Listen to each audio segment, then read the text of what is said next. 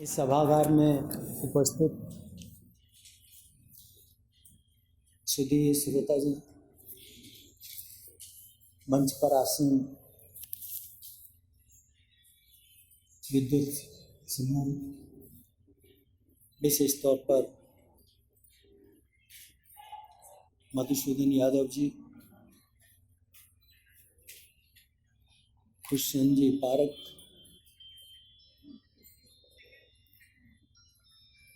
जबलपुर विश्वविद्यालय के कुलपति कपिल देव जी,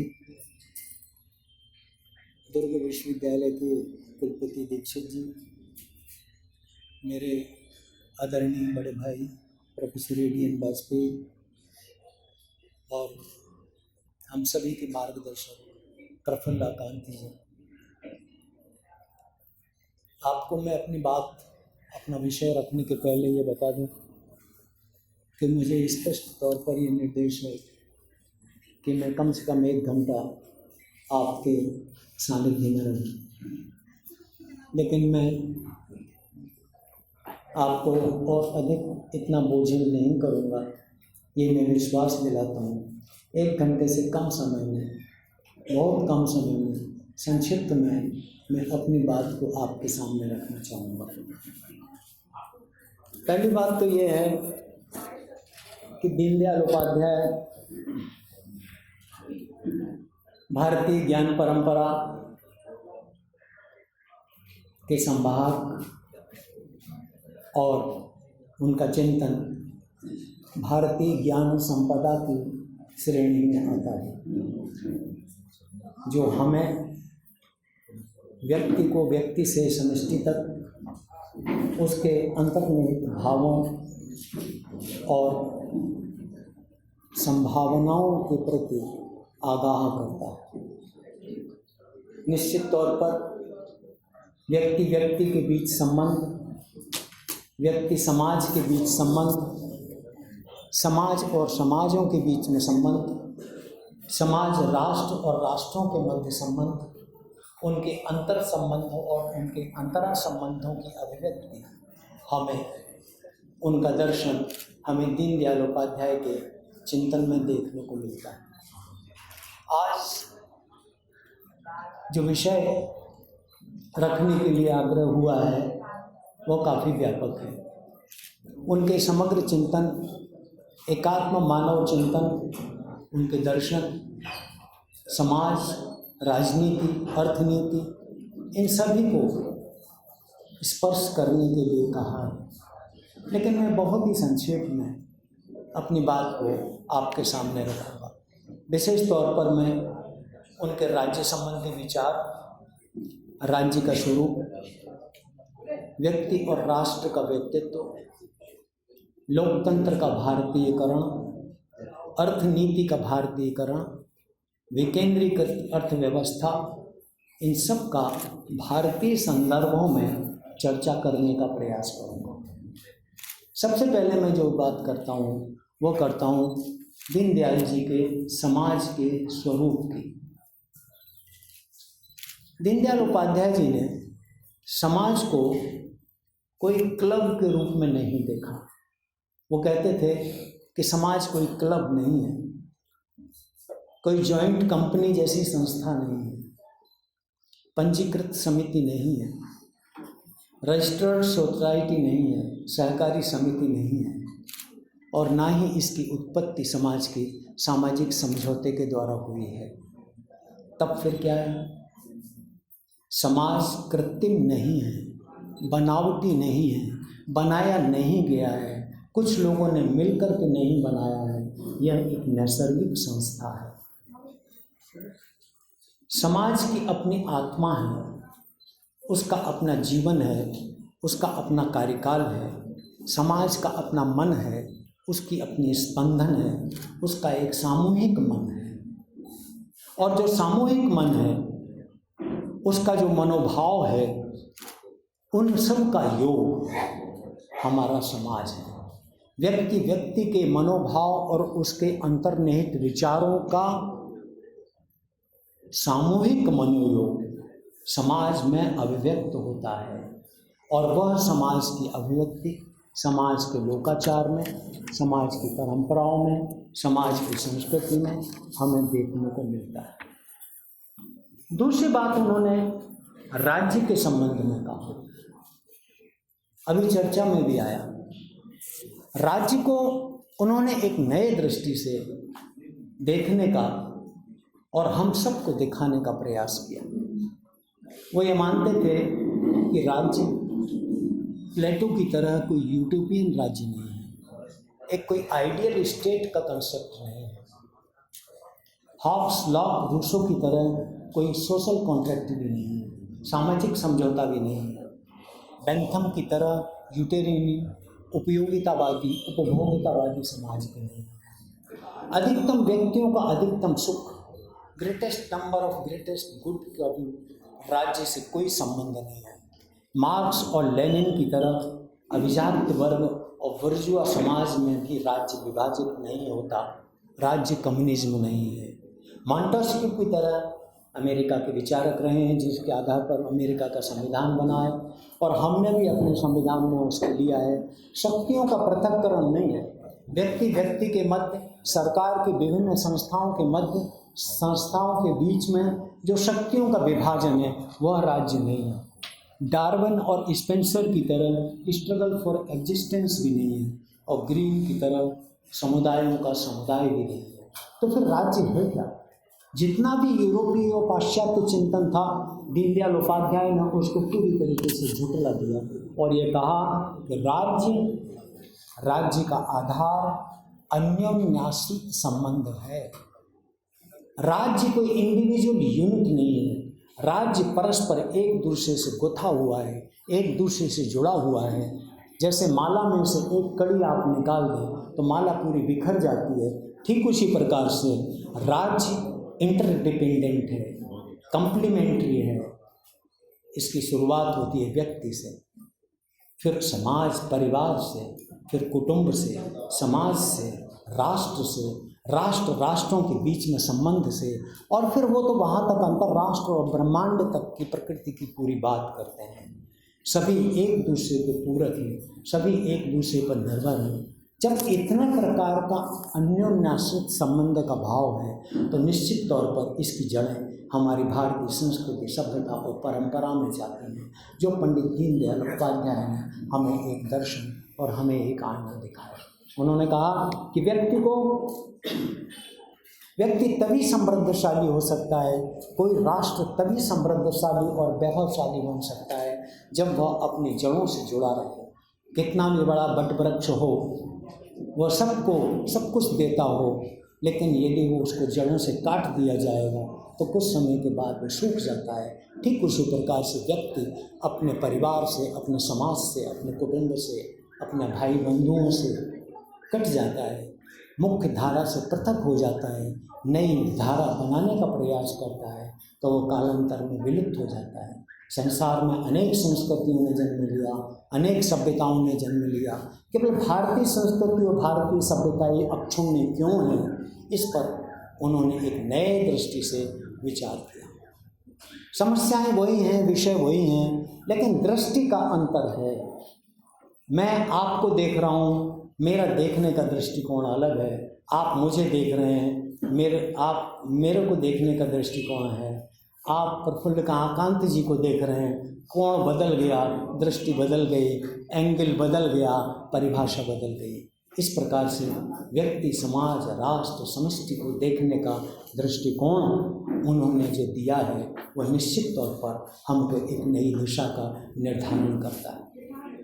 उन्होंने यूरोप की इस बात को भी खंडन किया कि राज्य की जो बात है वो इंडिपेंडेंट यूनिट से बनती है। यूरोप में एक जो धारणा है, परिवार अलग है, समाज अलग है, राष्ट्र अलग है, व्यक्ति अलग है, संस्कार अलग हैं, संस्थाएं अलग हैं, संस्कृतियां अलग हैं। उन्होंने कहा नहीं, ये सब एक है। इसका समग्र प्रभाव, इसका समग्र दर्शन हमें राष्ट्र में उठता है।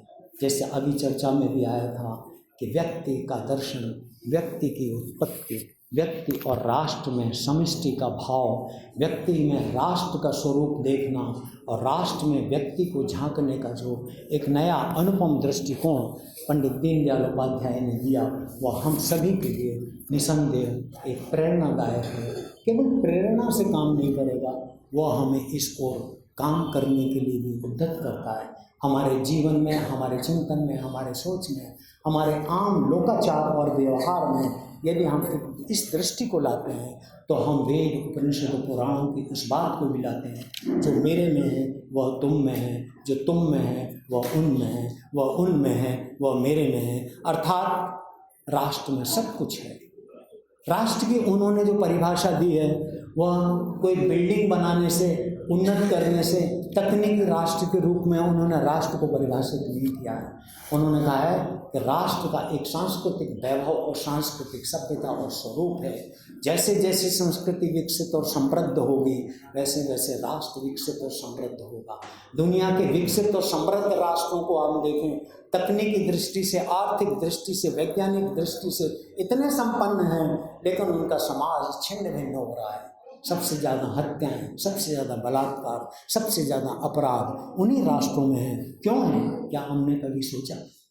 निश्चित तौर पर यह सिर्फ इसलिए है कि वे अपने जड़ों से कट गए हैं, मानवता से कट गए हैं, मनुष्यता का उनमें भाव नहीं है।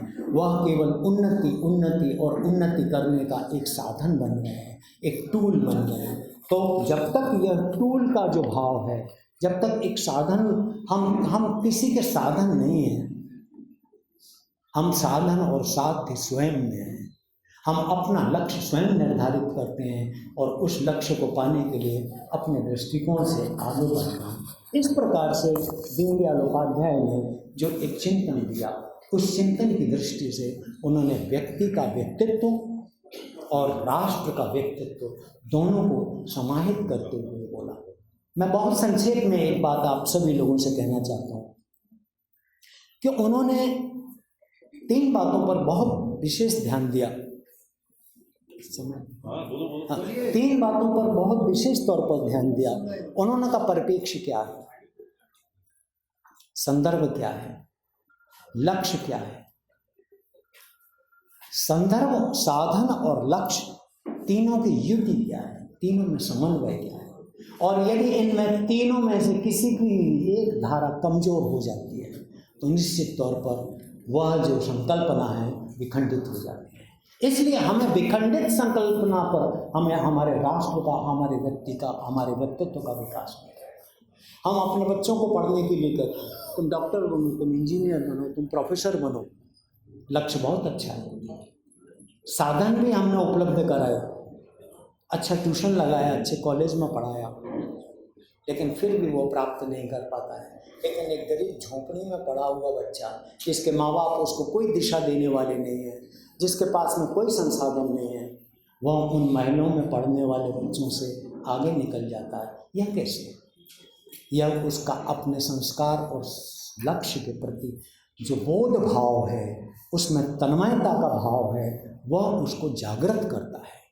और जिन लोगों का बोध और तन्मयता और चित्त का भाव सुषुप्तावस्था में है, उनको हम कितनी भी समृद्धि दें, वो निश्चित तौर पर अपने कदम आगे नहीं बढ़ा सकते। इसलिए उन्होंने कहा कि जो व्यक्ति लाभ, हानि, सकारात्मकता, नकारात्मकता, आनंद, सुख और दुख को सोच करके काम करते हैं, उनका व्यक्ति, उनका जीवन अपूर्ण रहता है। कर्म को कभी भी करने के पहले उसके फल के साथ में शोधन करके नहीं किया जाता। इसलिए उन्होंने कहा कि पॉजिटिविटी और निगेटिविटी दोनों एक साथ चलती हैं। जो चीज़ हमारे लिए पॉजिटिव है आपके लिए नेगेटिव हो सकती है, आपके लिए नेगेटिव है हमारे लिए पॉजिटिव हो सकती है। कालांतर में हमारे लिए जो पॉजिटिव है वो नेगेटिव बन सकता है और आपके लिए जो नेगेटिव है वो पॉजिटिव बन सकता है। इसलिए समाज में कोई भी वस्तु नकारने लायक नहीं है, सभी स्वीकार्य हैं और सभी का राष्ट्र के निर्माण में योगदान है। विरोध का भी राष्ट्र के निर्माण में योगदान है, विवाद का भी राष्ट्र के निर्माण में योगदान है, व्यक्ति का भी राष्ट्र के निर्माण में योगदान है, पशुओं का भी राष्ट्र के निर्माण में योगदान है। पेड़, पहाड़, पौधे, वनस्पतियाँ, नदियाँ, सभी का राष्ट्र निर्माण में योगदान है। और यही राष्ट्र का एक व्यापक चित्र है, यही राष्ट्र का व्यक्तित्व है। हम राष्ट्र नहीं हैं। एक दूसरे संदर्भों में उन्होंने कहा हम राष्ट्र नहीं हैं, हम राष्ट्र के एक अंश हैं, एक अंग हैं, और सभी अंग सम्मिलित रूप से व्यक्ति का निर्माण करते हैं। इसलिए राष्ट्र में पाए जाने वाला एक एक छोटा छोटा अणु से, तृण से लेकर के पहाड़ तक जो हमें देखने को मिलता है, उसमें सभी में राष्ट्रत्व का बोध, राष्ट्रत्व का भाव, राष्ट्रीयता का भाव यदि किसी में है तो निश्चित तौर पर व्यक्ति राष्ट्र को बनाता है, और राष्ट्र की सुदृढ़ता व्यक्ति के संवर्धन को मजबूत करती है और उसको उन्नति के लिए एक नई दिशा देती है। इसलिए उन्होंने बोला कि अपने व्यक्तित्व को बनाने के लिए सबसे पहले क्या करना चाहिए। ये बातें व्यक्ति के व्यक्तित्व के साथ साथ उन्होंने राष्ट्र से भी जोड़ी है। पहला उन्होंने कहा कि objective of life will be clear, बहुत स्पष्ट होना चाहिए हमारा लक्ष्य क्या है। यह जब तक हमें ज्ञान नहीं है, हम 80 वर्ष की उम्र तक भी कुछ नहीं कर पाएंगे। विल पावर स्ट्रॉन्ग होनी चाहिए। असफलता जीवन का अंत नहीं होती, विवेकानंद ने कहा। वह उन्होंने भी अपने संभाषणों में बहुत कहा है। अपॉर्चुनिटी को पहचानो, जो अवसर है उसको पहचानो, वहाँ प्रयास करो। समस्याओं, चुनौतियों का सामना करने का साहस अपने अंदर पैदा करो। दूसरों का सम्मान करो। जो व्यक्ति दूसरों का सम्मान नहीं करता वह कभी ऊपर नहीं हो सकता। जिस व्यक्ति में दूसरे की निंदा और अपमान का बोध भाव है वह कभी समृद्ध नहीं हो सकता। यही बात राष्ट्र के साथ में। सेल्फ रिस्पेक्ट, आत्मसम्मान। भारत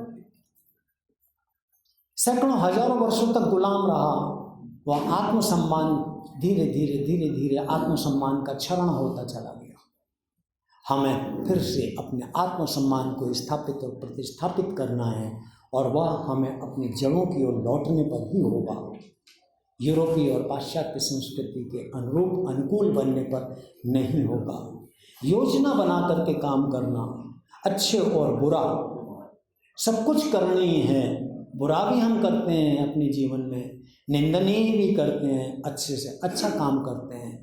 सुबह उठने से रात्रि सोने तक, रात्रि सोने से सुबह उठने तक हम बहुत से अच्छे काम करते हैं, बहुत से बुरे काम करते हैं। लेकिन बुरे कामों के बिना अच्छे काम नहीं किए जा सकते। अच्छा है तो कालांतर में कभी ना कभी वो विरोध का, विवाद का कारण बनता है, बुरा भी बन जाता है।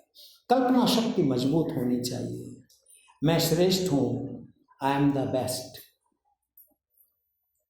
बस ये भाव होना चाहिए। थिंकिंग पावर स्ट्रॉन्ग होनी चाहिए। करने योग्य क्या है, न करने योग्य क्या है, इसका विचार किए बिना हमें केवल काम करना चाहिए। इस दृष्टि से दीनदयाल उपाध्याय ने व्यक्तित्व के विकास, व्यक्ति के व्यक्तित्व के विकास के बारे में चर्चा करी, और साथ ही साथ उन्होंने जो विषय सामने रखा, यह सब चीज़ें उन्होंने राष्ट्र के साथ में जोड़ी।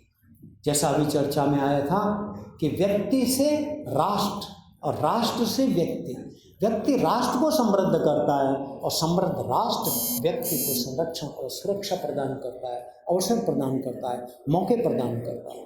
इस दृष्टि से आज के संदर्भ में हम यदि देखें, आज के व्यक्तित्व को हम यदि देखें, व्यक्ति को हम यदि देखें, युवाओं को हम यदि देखें, और अपने आप को स्वयं को इंट्रोस्पेक्टिवली हम यदि देखें, तो क्या वास्तव में हमारे पास इतिहास का बोध है?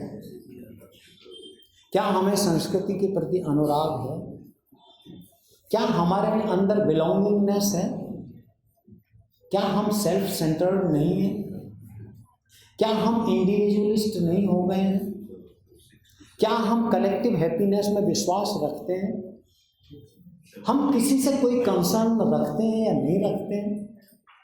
हमारे सामाजिक सरोकार सूखे पड़े हुए हैं, इमोशंस नहीं है, कोऑर्डिनेशन नहीं है, शिक्षित हैं लेकिन दीक्षित नहीं हैं, संस्कारवान नहीं हैं, इंजीनियर हैं, डॉक्टर हैं, लेकिन मनुष्य नहीं है, ज्ञान है, संस्कार नहीं है, तो फिर राष्ट्र कैसे खड़ा होगा, व्यक्ति कैसे खड़ा होगा? संस्कार विहीन मनुष्य, केवल ज्ञान का पुतला। हम देख रहे हैं आतंकवाद और हिंसा का जो तांडव है वो हमारे सामने फैला हुआ है।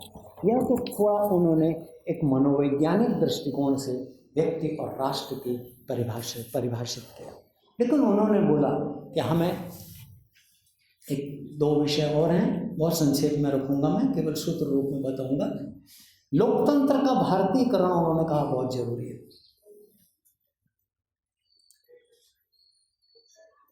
भौतिक लोकतंत्र जिसे वो पाश्चात्य लोकतंत्र के रूप में मानते हैं, वह जन को संतुष्टि नहीं दे पा रहा है।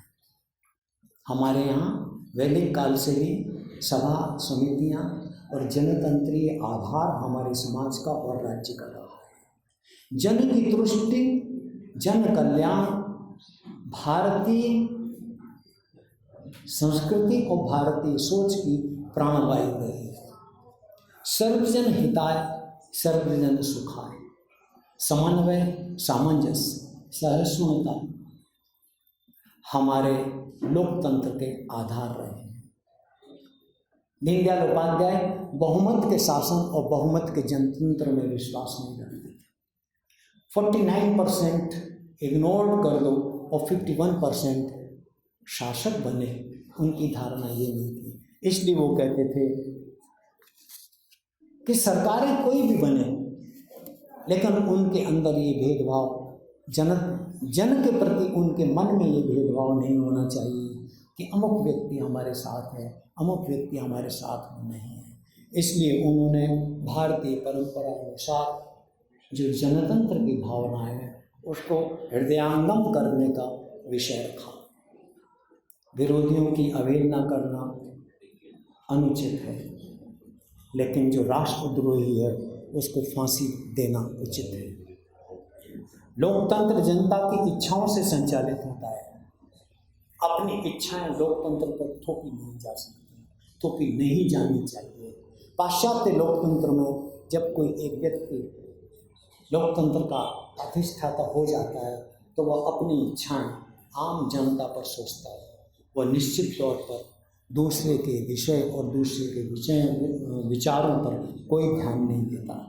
इसलिए उन्होंने कहा, एक भारतीय उक्ति जो वादे वादे जायते तत्वबोध, उन्होंने कहा विमर्श होने दो, विचार होने दो, डिस्कशन होने दो। पार्लियामेंट के अंदर लोकतंत्र की यही पहचान है, यही लोकतंत्र की शक्ति देती है। इसलिए उन्होंने बहुजन समाज को लोकतंत्र में समुचित प्रतिनिधित्व देने के लिए, क्या वकालत शब्द का प्रयोग तो ठीक नहीं होगा, के लिए उन्होंने आग्रह किया। निश्चित तौर पर इसी आधार पर उन्होंने अंत्योदय का विचार किया। बहुत संक्षेप में मैं कहना तो मैं बहुत चाहता था, समय बहुत हो गया, आप लोगों को लंच के लिए भी जाना है, तो बहुत संक्षेप में मैं आपको बता दूं, वे अधिकतम उपभोग के स्थान पर वो न्यूनतम उपयोग की बात अर्थतंत्र में करते थे। उनका ये मानना था कि आर्थिक प्रगति के लिए, आर्थिक प्रगति जीवन के सुखमय व्यतीत होने की कोई गारंटी नहीं। जिसके पास पैसा है कोई जरूरी नहीं है वो सुखी हो। मैंने अभी बताया सबसे ज़्यादा हिंसा और हत्याएं उन्हीं राष्ट्रों में हो रही है। पूंजीवाद में व्यक्ति अर्थलोलुप हो जाता है और अर्थलोलुप प्राणी के रूप में उभर के सामने आता है। मार्क्सवाद में व्यक्ति की अत्यधिक उपेक्षा हो जाती है, कम्युनिज्म में व्यक्ति की अत्यधिक उपेक्षा होती है। ये दोनों ही शक्तियों की केंद्रीकरण की बात करते हैं, राज्य सत्ता के केंद्रीकरण की बात करते हैं। एक राज्य सत्ता के द्वारा संचालित है, एक बहुराष्ट्रीय कंपनियों के द्वारा संचालित है, लेकिन अधिकार उनका अलग है। इसलिए फिर क्या होना चाहिए सांस्कृतिक मूल्यों और प्रजातांत्रिक राजनीतिक स्वतंत्रता की रक्षा को ध्यान में रखते हुए चिंतन होना जरूरी है। इसलिए बड़े बड़े उद्योगों की जगह, केंद्रीकृत उद्योगों की जगह विकेंद्रित व्यवस्था होनी चाहिए। उस समय जब दीनदयाल जी उपाध्याय थे, उन्होंने जो अपना चिंतन व्यक्त किया था, उनमें जिन शब्दों का और जिन वर्गों का और जिन बातों का उल्लेख किया था, मैं हूबहू वही आपके सामने रखता हूँ और उसको फिर अपन वर्तमान में कन्वर्ट करेंगे। उन्होंने बोला लघु उद्योग, सरल औजार, औद्योगिक इकाइयाँ होनी चाहिए। कृषक जब खाली समय में रहे खेती के बाद 2 महीने, 4 महीने, 6 महीने, तो उसे कोई अंशकालीन उद्योग करना चाहिए। बढ़ई है तो उसको बढ़ई में निपुणता लानी चाहिए, लोहार है तो उसे लोहारी में निपुणता लानी चाहिए, कुम्हार है तो उसे कुम्हारी में निपुणता लानी चाहिए, डलिया बनाने वाला है तो डलिया में निपुणता लानी चाहिए, रस्सी बनाने वाला है तो रस्सी में निपुणता लानी चाहिए, अचार बनाना है तो अचार में निपुणता लानी चाहिए, खिलौने बनाना है तो खिलौने में निपुणता लानी चाहिए, रंगाई, सिलाई, सुनाई, कढ़ाई, ये जितने हैं ये सब घर से निकली हुई, जीवन से जुड़ी हुई चीज़ें। अब